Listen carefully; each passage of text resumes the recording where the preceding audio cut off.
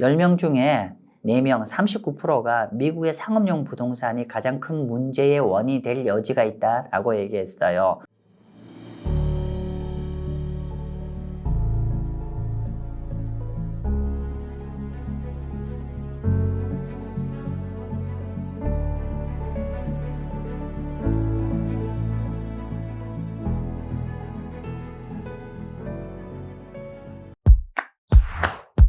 네, 안녕하세요. 마경환입니다. 오늘은 여기 미국 지방은행 이슈와 그리고 미국 상업용 부동산, 우리가 CRE라고 하죠.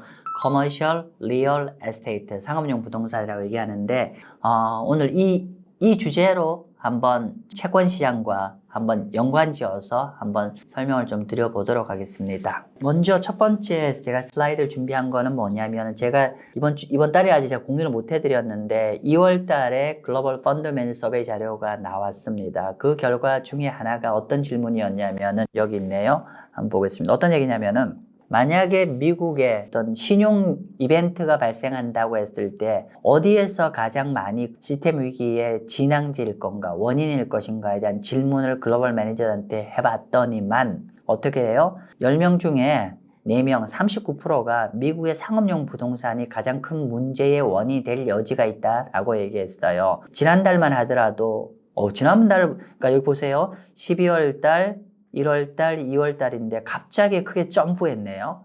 거의 한 30%가 채 안 되는 답변이었는데 이제 거의 한 40% 육박하게 미국 상업용 부동산을 많이 글로벌 매니저들이 걱정을 하는 것 같습니다. 정리를 하면은, 글로벌리 봤을 때 현재 만약에 금융 시스템을 흔들 수 있는 위기가 무엇이냐, 미국의 상업용 부동산을 가장 많이 우려를 짓고 있다라고 말씀드리겠습니다. 그래서 오늘은 상업용 부동산과 미국의 리저널 뱅크 얘기를 좀 더 현재 어디까지 진행되어 있고, 현재 영어로 스테이터스라고 하죠. 현재 위치와 어떤 프로그레스가 나가 있는지를 먼저 한번 보도록 하겠습니다. 자, 먼저 이거는 뭐냐면은 미국 은행들의 대출 진행 상황입니다. 대출인데 여기 보시면은요, 여기 약간 옅은 이게 초록색 가까운 건가요? 갑자기 제가 항상 이 색깔을 잘 설명 못 하는데, 짙은 검정색 같은 것들이 미국의 대형 은행이고요. 그리고 여기 약간 초록색 비슷한 게 미국의 리저널 뱅크라고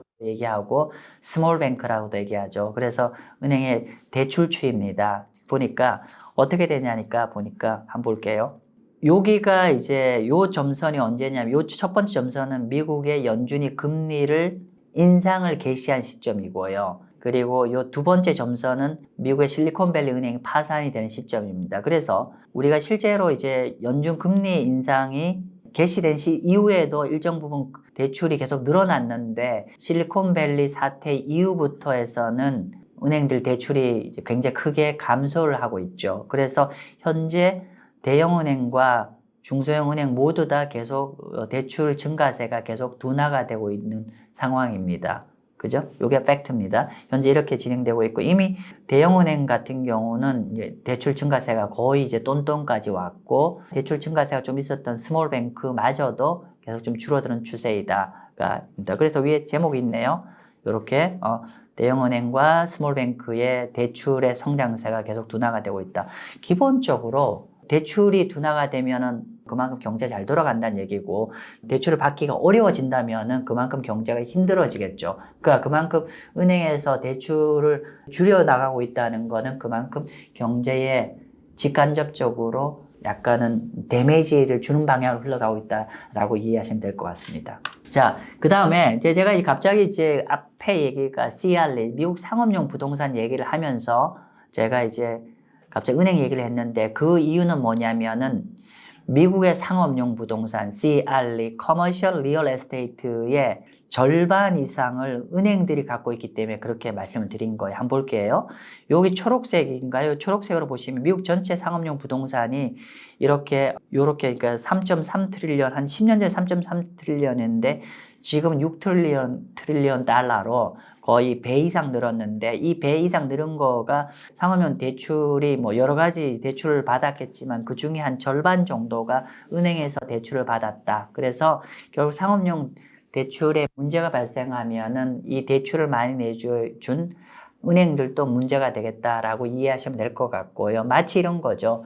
우리나라에서 프로젝트 파이낸싱 이슈가 많이 불거지고 있잖아요. 건설 이슈가 문제가 되면서 이제 프로젝트 파이낸싱 이슈가 문제가 되는데, 마치 프로젝트 파이낸싱 이슈가 발생하면 이게 문제가 만약에 부도가 많이 나면 누가 문제가 된다? 맞습니다. 그거를 많이 대출이 나가 있는 우리나라 금융기관이 문제가 되는 것 같이 똑같은 얘기예요. 그래서 미국의 상업용 부동산이 문제가 되면은 이 대출의 절반 이상이 은행이 해준 거기 때문에 은행이 문제가 될 거라고 보시면 될 것 같습니다.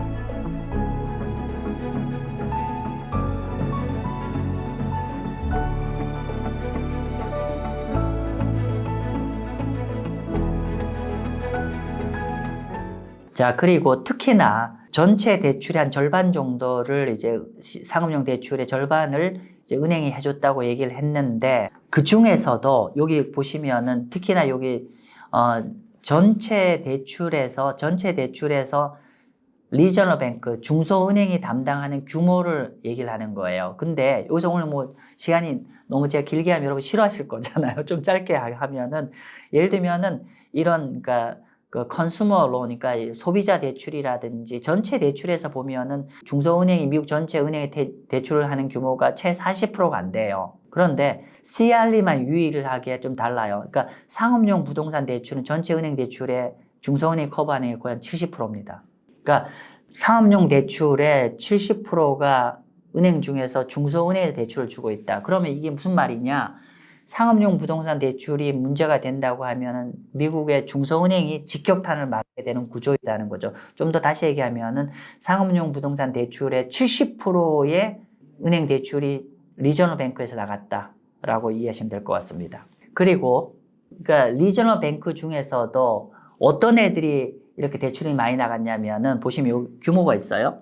뭐 규모 쭉 짧게 있는데 결론은 여기 있어요. 그러니까 보시면은 이게 미국 은행들의 총자산 규모거든요. 그래서 예를 들면은 250빌리언 이상 규모는 이게 큰 은행이 되는 거고, 근데 결론에 이 슬라이드에서 얘기하고 싶은 얘기는 뭐냐면 상업용 은행의 총자산 대출 중에서 누가 많이 갖고 있냐면 보시면 요거 누구죠?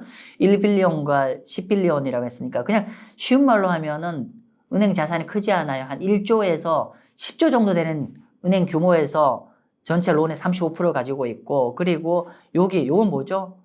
은행 자산 규모가 1100빌리언, 100밀리언 달러, 그러니까 이게 10억, 100억, 1000억이면은 총자산 규모가 1000억 내지 한 1조 내외 규모 되는 은행들이 대출을 많이 갖고 있다. 즉 뭐냐면은 상업용 부동산 대출을 많이 갖고 있는 애들이, 특히나 규모가 작은 애들이 더 많이 갖고 있다는 거죠. 그럼 더 문제잖아요.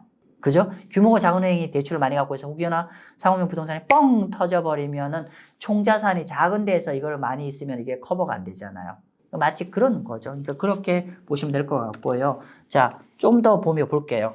이거는 이쪽은 미국의 대형 은행이고 이쪽은 미국의 중소형 은행인데, 대형 은행에서 이번에 이슈가 되고 있는 CRE, Commercial Real Estate의 전체 대출 중에서 차지하는 비중이 여기 요 색깔입니다. 그레이죠. 요거가 6%밖에 안 돼요. 근데 리저널 뱅크, 스몰 뱅크에 차지하는 그러니까 CRE 대출은 이쪽 보세요. 몇 프로예요? 30%입니다. 무슨 의미인지 알 거예요. 대형은행에서는 6%, 전체 대출 중에 6%밖에 안 되니까 큰 문제 안 되겠지만은 중소은행에서는 전체 대출의 30%가 이 전체 대출에서 차지하는 비중이죠. 그죠? 그래서 아까 제가 이렇게 얘기했잖아요. 전체 상업용 대출의 70%를 중소은행이 대출을 줬었고, 그쵸? 전체 시장에서 그렇게 된다는 말씀드렸고, 반대로 은행 입장에서 총 대출에서 차지하는 비중이 중소은행에서는 전체 대출의 한 30%가 이 상업용 대출에서 준 거예요. 그러니까 중소은행, 스몰뱅크나 리저널 뱅크 입장에서는 굉장히 중요한 이슈가 될 수밖에 없지 않겠어요? 그렇게 이해하시면 될 것 같습니다. 자, 그러면 미국 상업용 대출 시장이 지금 어떻게 될 것 같냐라고 했을 때, 일단은 오피스 가격이 중요하지 않아요. 오피스 가격이 최근에 조금 회복했습니다만은 꼭지 대비해서 40% 깨졌어요. 가격이 40% 빠졌습니다. 그죠? 그렇다는 거 이게 팩트고요. 두 번째로 그러면 오피스 가격이 회복하려면 두 가지 아닌가요? 오피스 가격이 그러니까 자 보세요. 오피스 가격이 회복을 해야 되는데 오피스 가격이 회복하려면 어떻게 될까요? 기본적으로 여러분이 큰 빌딩을 갖고 있어요. 큰 빌딩이 가격이 밀렸는데 그러면 이게 오피스 빌딩이거든요. 제가 이제 여기서 전제가 주거용 빌딩이 아니라 오피스 가격이라면 만약 여러분들이 우리 구독자님들이 큰 100억짜리 빌딩을 갖고 있다고 합시다. 이게 그냥 상업용 빌딩이라고 하면은 어떻게 해야 되죠? 공실이 작아야 이 오피스 빌딩 가격이 올라갈 거잖아요. 그죠? 근데 여기 미국의 오피스 베이컨시라는 레이트라는 게 뭐냐면은 공실률입니다. 근데 와우, 지금 공실률 볼까요? 미국 전체의 오피스 빌딩 공실률이 무려 19%예요. 제가 작년도에 설명할 때 공실률 한 18%였는데 공실률이 계속 올라가죠. 공실률이 계속 올라가면은 여기 오피스 가격이 추세대로 올라가기 어려울 거잖아요. 그죠? 그리고 또 하나, 공실률은 이렇게 높게 유지되고 또 만약 여러분이 그러니까 사는 사람 입장에서는 만약 대출 받아서 오피스 건물을 사려고 하면 대조달 금리도 낮아야 되잖아요. 그러니까 대출 금리도 비싸는 거에다가 공실도 많이 있다고 하면 누가 오피스 빌딩을 사겠어요? 그죠? 그럼 매수세가 작아지면 오피스 가격이 쉽게 반등을 못하는 거랑 마찬가지죠. 그죠? 그래서 이렇게 오피스, 그러니까 공실률도 계속 여전히 높게 형성이 되고 있고, 아직 미국의 연준이 금리 인하를 안 했잖아요. 그죠? 그럼 당연히 CRE가 상업용 부동산 가격이 회복되기가 쉽지 않잖아요. 지금 그런 상황이라는 거 이해하시면 될 것 같고요.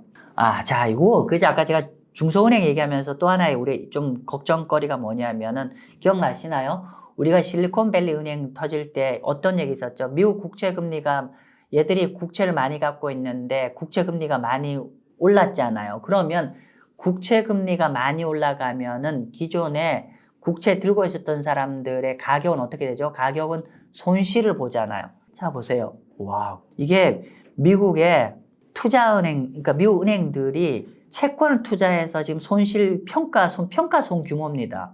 즉, 평가손 규모가 리저널 뱅크, 그러니까 작년 3월 달이죠. 작년 3월 달에 실리콘밸리 사태가 터진 때보다도 그때보다 금리가 더, 지금 현재 국채금리가 4.3까지 왔잖아요. 그러면 평가 손실 규모가 당연히 더 커져 있겠죠.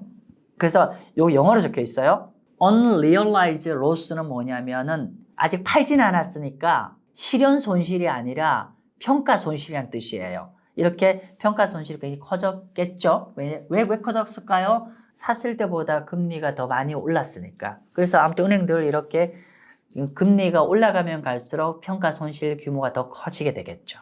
그리고 이런 평가 손실 규모가 과연 여기 이 정도로 684빌리언 정도 은행들이 이제 채권 들고 있어서 손실 규모인데 그러면 이게 어느 정도 자본금 대비해서는 어느 정도 규모인지를 한번 볼게요. 보니까 와우, 놀랍게도 은행의 전체 자본금 대비해서 현재 미실현 아직 평가 손실 규모가 전체 자본금의 한 30% 정도 되는 엄청난 규모라고 하네요. 사실 굉장히 큰 문제거든요. 그래서 이제 만약에 이런 상황에서 이게 금리가 현재 레벨보다 더 올라가면 평가 손실은 더 커지는 거고 그럼 굉장히 큰 문제가 되겠죠. 그러면 이 문제를 해소하기 위해서 답은 뭐다? 국채 금리가 시장 금리가 내려야 이 평가 손실이 해소가 될 겁니다. 그렇기 때문에 이런 은행의 이런 문제도 결국은 금리가 내려야 해소가 된다. 어쨌든 간에 현재 금리가 오히려 시장 금리가 올랐기 때문에 평가 손실 규모는 작년 좀 개선되다가 보실래요? 이렇게 개선되다가 재차 악화되고 있어요. 그러면 여러분이 아셔야 될 거는 뭐냐면은 만약에 국채 금리가 더 올라가면 은행에서 들고 있는 채권이 더 문제가 심각해지는구나 이렇게 이해하시면 될 것 같고 반대로 금리가 빨리 내린다고 하면 이 문제가 상당 부분 해소가 되겠구나 이렇게 이해하시면 될 것 같죠. 자, 제가 이제 상업용 부동산과 같이 연결했는데 조금 제가 구체적으로 미국 리저널 뱅크, 스몰 뱅크에 대해서 좀 더 국한시켜서 좀 더 설명을 좀 더 드려볼게요.